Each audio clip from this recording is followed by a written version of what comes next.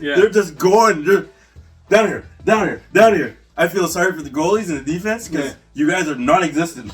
You know what? If that turns out to be the final, oh god, it doesn't matter who wins. No, I'm like, who cares? Who cares? But the Leafs at least have the edge in goaltending, so hopefully. But then Edmonton has two of the best players in the whole league. I know. You know, because Draisaitl and McDavid are greater than Matthews Marner. Yes, yeah. You know, but you can't even say Matthews Marner. You're disrespecting it. It's Nylander Matthews. I mean Nylander Marner. Sorry. Nylander Marner. Yeah. Nylander is like the man on the Leafs right now. Yeah. And you can't even say that. No. It's Nylander Tavares. That line is fucking on fire, bro. Those two have overproduced for us, guys. Mm-hmm. Like, don't get me wrong. Marner has played his ass off this year, but he had to because of last year. Yeah. So he's lived up. And it's his last year of his contract. No, but he's lived up to his title. Like, whatever he does. Over 100 points for the first time. Whatever he does, whether he's playing for a contract, man. Or he doesn't stay, he's played up to his name. Yeah. I'll give him that. He's playing for his contract. But Nylander and Tavares? Nylander's a horse, bro. They're just like on fire. Yeah. Tavares is like, yo, I want that C back. Yeah. He's not getting it back. I know he's not. But he's also playing for his contract too. Well, there you go. Marner and Tavares contract both end this year. So they got to win the chip. Yeah. This is the year to have them together.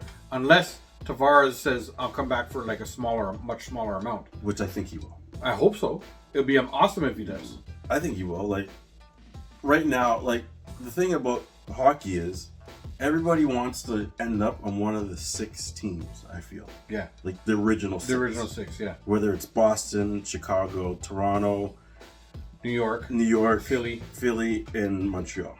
Yeah.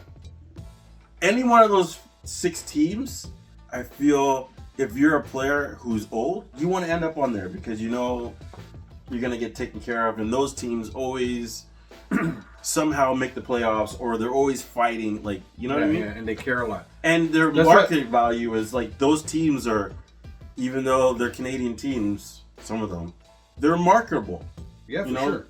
People want to see those teams do well. Yeah. So that takes us into... So very quickly, I told you, I want a Winnipeg-Toronto final, but I think it's going to be a Colorado-Florida final. Okay. So what was your prediction? I want it to be an Edmonton-Toronto. Hold on, I got to write this down.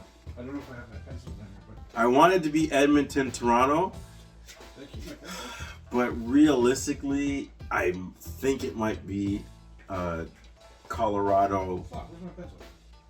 Right, whatever. Colorado. I'm gonna write it down after. Colorado, Florida. Colorado, who? Florida. You think? Yeah, like I just. Yeah. I don't want to think that way, but it's just those teams are just too good. Yeah, no, you have to think about it in the real sense, right? Yeah, it's like you think of Colorado. It's like it's not just they got a ton of playmakers on that team. Yeah, and then they got like Killmarker. Is that his name? Sounds close. Sounds good. He's a defenseman. This guy. And he's like just as good as McKinnon. Like they were like you're talking about Makar. Cale Makar. Yeah. The Killmarker. I was like, yo, they have Black Panther, Killmonger, and they have the Iron Man. Yeah, and they have Captain America, and they have a vibranium stick, and that's all. They're so good. But Cale Makar, that's it. Cale Makar. Yeah, that dude's fucking. He's probably. He's a defenseman, and he's scoring 30 goals. Crazy. 30 goals, and he's like, and then you got, and he's good on defense, which is kind of rare, right? Yes. To have somebody who's good on defense and who's gonna score, pop a goal in your mouth if you make a mistake, right? And then you got. They're good. Colorado, I really like Colorado because I like Colorado. I love McKinnon. But that is the next rookie card that I'm going for. I'm going for the McKinnon rookie card. I got to get myself a McKinnon rookie card. Yeah, you're right. Yeah.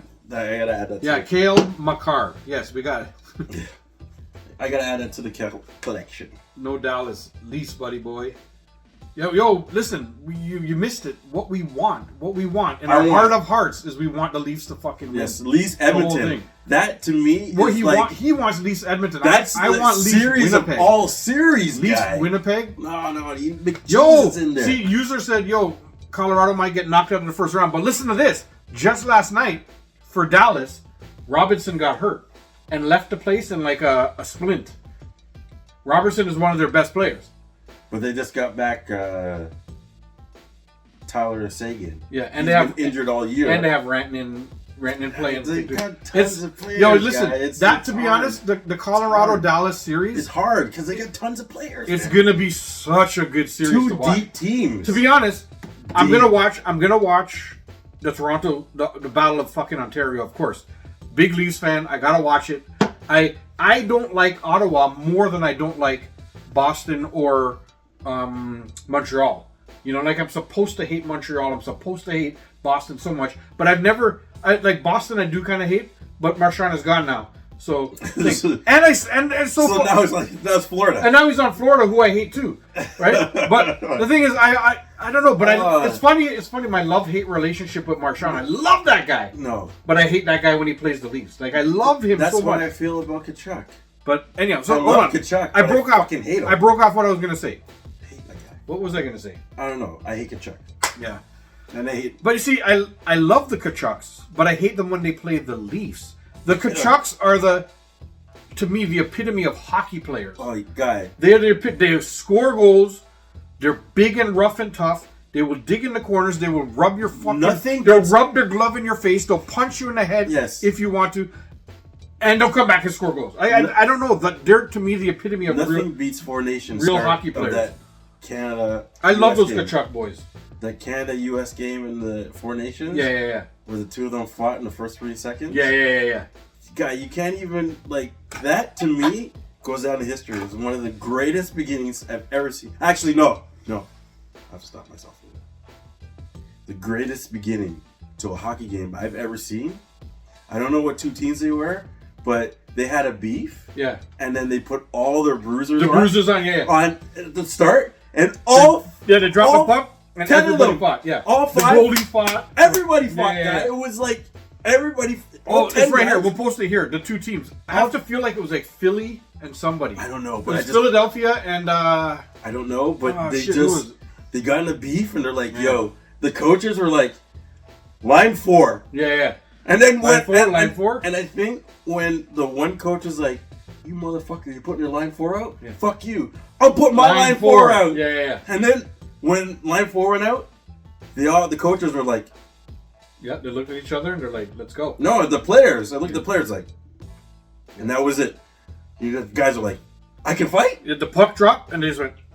Gloves were everywhere. God, it was crazy. There isn't even enough refs to break up 5 fights going on at the same time. It was like WrestleMania. It was awesome, right? Yeah. That was the best game ever. Because I didn't see the game, but I caught the highlights. And I'm like, yo. Yeah, I didn't watch the game either. Yo, but I saw that's a game I wish I watched. I saw it all the next morning. Oh, man, that was awesome. That was awesome. Yeah. But the Four Nations is right behind it. Oh, yeah. And for that to happen in first 3 minutes, 3 fights? For that to happen in a guy. That was awesome. I don't think it's 3 minutes. I think it's 30 seconds.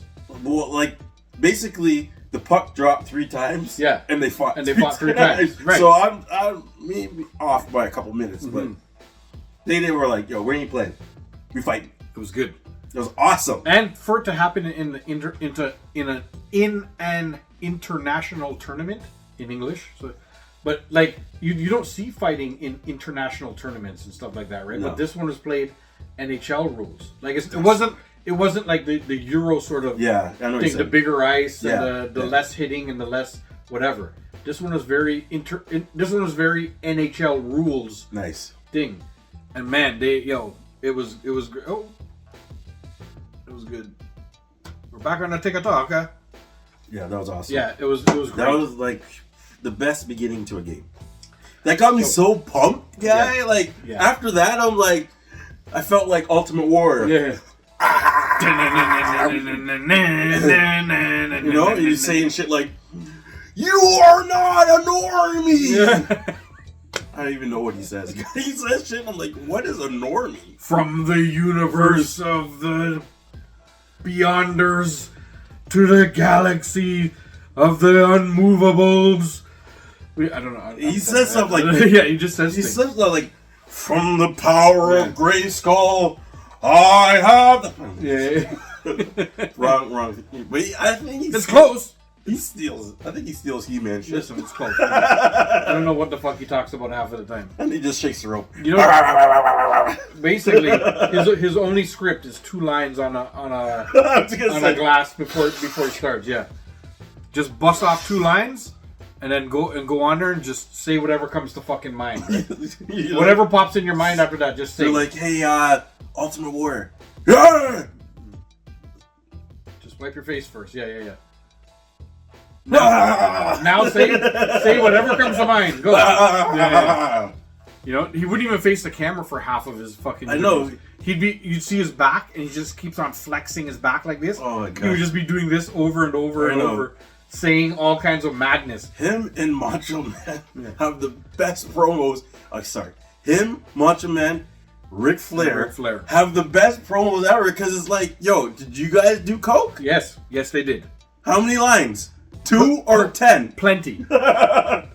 Plenty. Ric Flair, like when this guy is like 60 and he's trying to beat up his elbow pad. Yeah. I love that guy. Yeah. Remember the time he took off his shirt and put it on the ground and he stomped it and then he elbow dropped his shirt? Look, this one right here. And then he took his pants off and stomped up his pants and elbow dropped his pants. This right here. Like, yo. Actually, there's no one does promos better than Ric Flair. I'm sorry. Yeah. He is the best. He's the best. Like, you can't tell me that guy wasn't on coke. You cannot tell me that guy. I'm not even trying to tell you He's that. like, I'm telling you he was. He's like, woo! Yeah. Woo! Yeah. 2 lines. Woo! Yo. Oh, I love that guy. I love that guy. And then, what I loved about him is he wasn't athletic. He was like a regular person. He didn't even go to the gym. No, he was built back in the day, guy. Like 80s, 90s, he was fucking... But, like... I wouldn't say he had, like, abs and stuff, but when you looked at him like this, he was, built up top. I'm not saying that, like, he wasn't in shape. I'm saying, like, compared to the rest of the guys... Oh, yeah. Like, compared to, like, Ultimate Warrior. He's like dad bod. And he busts in your Paul neck. Orndorff. Yeah, he's like dad bod. I love that guy. Yeah. And then... What I loved about him... He talked pure shit about taking your women and shit like that, too. No, I loved his walk. Yeah. Oh, the fucking... And then he'd fucking do the walk and they'd give you an elbow. Yeah. Love Ric Flair. The best part... My favorite Ric Flair thing that he does, my favorite, is like, you know, they go in the corner and they stand up and they punch you 10 times? Yeah. And you're just stuck in the corner and he hits you 10 times and then jump off the ropes. And then I love when he'll walk out of the corner like nothing happened. And he'll put up his fist and just go, boom, and fall down. Like it takes like 5 seconds. He'll walk out to you like he's about to fight you, and then he just goes, boom. Yes. And he falls down hard. Like he does like a hard fall down. Yes. Like this. Let me just show you the fall down right here.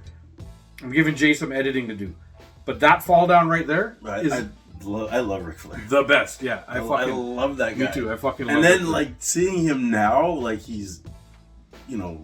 Old. Him and Tyson hanging out. You ever see a picture of them two hanging out? Yeah. Because they both smoke a lot of MJ. Well, I mean, a lot of Spider-Man's girlfriend. It's either you have MJ or Payne or the White Horse. Yeah, I think they've switched. It's like, you know what? Well, MJ's a little bit nicer on the body. You know what I mean? Like it's a little bit. You know, the White Horse. It does a lot, but they prescribe Spider-Man's girl to people for their pain and like old athletes and stuff. They get it all the time. Yeah. And it just helps, man. They help some with their everyday living. So why not, man? It's such a good prescription to have, isn't it? The White Horse is like, no. Well, the White Horse can do a lot of bad things, man. Your heart fucking beats through your chest.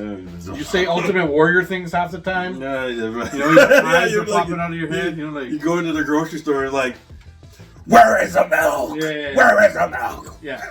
See? I've come from Normandy. Yeah, see. But ain't nobody ever do that when they with Spider-Man's girl. They come in there like, no, where's the chips? Yo, man, where the chips and Where's the cookies, chips? bro? Where's the cookies? Give me the chips and the cookies. That's all I want. I want some juice.